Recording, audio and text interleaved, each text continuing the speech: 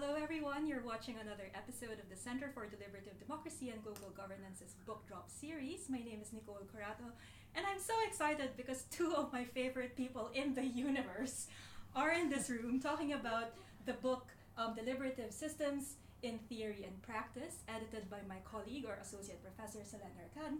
And one of the contributors is also joining us, Associate Professor Carolyn Hendriks. We're actually shooting at her office at the Australian National University, so thank you for welcoming us, Carolyn.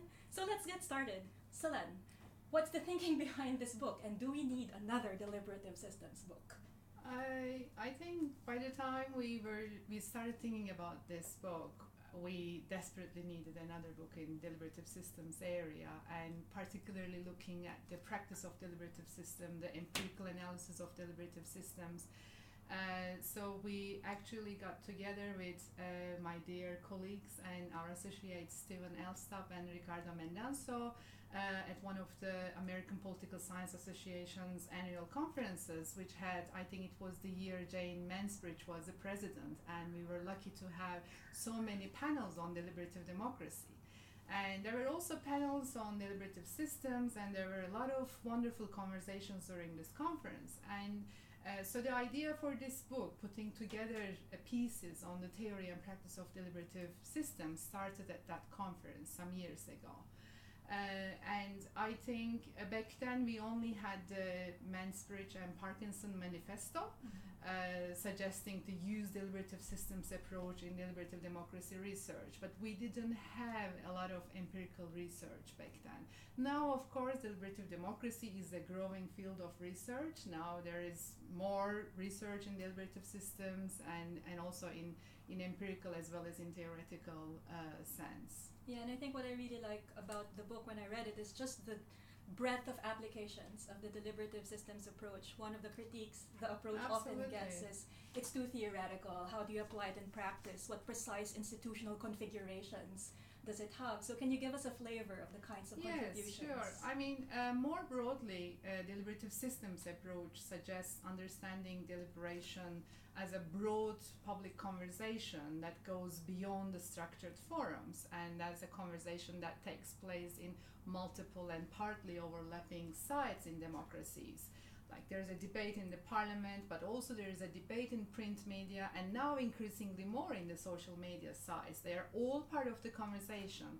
And the deliberative systems approach, I guess, provides the normative benchmark for us to look at this conversation, to evaluate it, to say something about it. Is it democratic or not? Does this conversation contribute to democracy or not? So in the book we have a lot of applications, and the book also points out some of the issues with this kind of expansive broad thinking of deliberative democracy. And so some of the promises of this approach is that I think it helps to overcome some of the long-standing pressing issues deliberative democrats faced, or the practice of deliberation faced, when understood only as a forum, as a structured forum. There are issues of representation, issues of inclusion. If we just make a decision, deliberation in one particular side, how about the non-participants? These decisions could be legitimate for those who took part in making of those decisions, but how about others who had no idea that this kind of forum was going on? So deliberative systems approach suggests looking beyond the structured forums and those other multiple forms of communication and sites. So here we see that as such it enhances the inclusion capacity of deliberative democracy. So it makes it possible to make democratic decisions more inclusive by going beyond the forum. But at the same time, it of course raises a lot of issues, and these issues has been partly captured here, and there is at the moment an ongoing research, empirical research on deliberative systems, to which partly we are contributing with Carolyn and John Boswell as well, our longtime wonderful collaborators. And so some of the issues, for example, where do we set the boundaries of a deliberative system? Where does it stop? How do I know which side belongs to deliberative system, which doesn't? And especially this becomes particularly a pressing issue for deliberative democracy when we take seriously the claim that we need to take into account the deliberative consequences of non-deliberative acts. And it definitely is one of the most controversial debates with a deliberative systems approach, whether non-deliberative acts can lead to deliberative consequences. But I think one issue that really has to be theorized more is the issue of transmission. And I think your co-written contribution in the chapter precisely addresses this. So Carolyn, can you give us a sense of transmission mechanisms in the deliberative system? What does your chapter have to offer? Thanks, Nicole. So this is a chapter in the book with John Boswell as the lead author, and myself and Selen. And it really emerged as a piece of writing when we were reflecting on some of our empirical work. So we weren't thinking about deliberative systems at the time of doing our empirical work, but in looking back, in both John and Selen's case, from their extensive PhD empirical work that they'd gathered, and then some other work that I'd done, we started to think about what our research could offer to the insights and debates around transmission. So transmission is a very essential concept at the heart of deliberative systems thinking, because one of the ideas about a deliberative system is that there are multiple sites, spaces if you like, or conversations that take place around a particular contested issue, and that forms, if you like, the deliberative system. But what connects those particular sites and spaces and conversations is unclear. And theorists, deliberative democratic theorists, make a lot of assumptions that in a democratic deliberative system, there's lots of interconnections and interdependencies between those different sites. So some theorists talk about coupling, other theorists talk about flows between different sites. And we wanted to look at what transmission or connectivity looked like in practice. So we, in this paper, we step back from those theoretical kind of descriptions, if you like, or prescriptions of how things ought to be, and we actually look at 3 different case studies of types of transmission is how we frame it in the paper. So the first case study is drawing on Selen's PhD work, which looks at honour killings in the case of the UK and in Germany. And she's, in that particular case study, really looking at transmissions that are created through existing institutions in representative democracy. So inquiries, public inquiries, sort of arm's length body institutions in the land of kind of middle democracy. The second case we draw on is one from my own work, which is looking at the role that a mini-public can play when coupled with an existing institution. So a sort of mechanism, a transmission mechanisms that's institutional designed.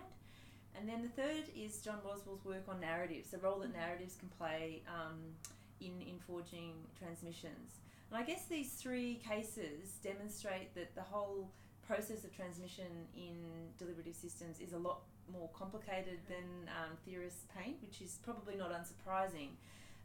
But I guess one of the things we also look at is that transmissions are two-way. So the theory tends to focus particularly on the way in which discourses and ideas flow from the public realm into empowered spaces, into decision-making forums.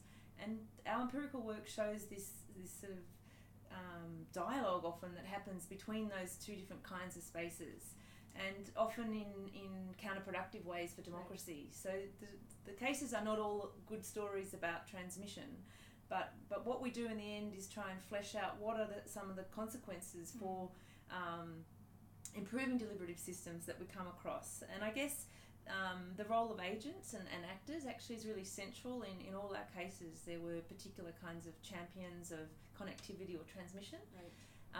And there were also some actors that tried to inhibit, if you like, transmission. So these 3 cases, I guess, we use inductively to then speak back to deliberative theory. Right, and I think that's a particular strength of your work. You really have a very grounded empirical basis for a lot of the theoretical arguments you make. So I think I will be a bit self-interested here and ask you guys what's next, because I'm always fascinated by the kind of work that your collaborative relationship has. So what do we look forward to? Are you working on something related to deliberative systems, more related to transmission mechanisms? Can you give us a sense of what's next? Yeah, well, Selen, John and I are all working on a new book project. And this is John Boswell as well. John Boswell, yeah? Yes. long-time collaborator. Right. Yeah. So we I guess dive a bit deeper into this world of transmission, drawing on a whole range of different cases. But we're particularly interested in understanding how this deliberative systems thinking can actually speak to much broader challenges in democratic renewal. So the issue of connectivity or transmission, we think, is not just something that deliberative democrats are concerned about. It's fundamental to some of the big challenges facing contemporary democracies at the moment. So I don't say, Elaine, if you want to talk I about think absolutely. So there is this criticism leveled against people working in deliberative democracy that we are mainly inward-looking, just talking to each other and expanding the field. So I guess with our current book project, which is under contract with the Oxford University Press, we are trying to connect the deliberative systems thinking to the contemporary problems of liberal representative democracies, and we are asking what kind of reform pathways deliberative systems thinking can suggest us to fix or at least alleviate, at least if not fix completely, the contemporary problems of democracy, which we frame in terms of three kinds of disconnections. Mm-hmm. But this is probably a conversation for the next book drop drop series, yes. Hopefully with John Boswell joining us as well. Right. So I think it's time to wrap up, and probably we can give them a sense of where they can get the book. It's now available on Routledge. Yes. And I think it's a fantastic opportunity to invite our viewers to kind of request it in your libraries. It's fantastic for people who do both theory and practice of deliberative democracy and beyond, as Selen mentioned. So thank you, Selen, thank you, Carolyn, and thank you all for watching. And I think this is one of the second to the last episode of our book drop series. So join us for our final episode next week with Haley Stevenson. Thank you.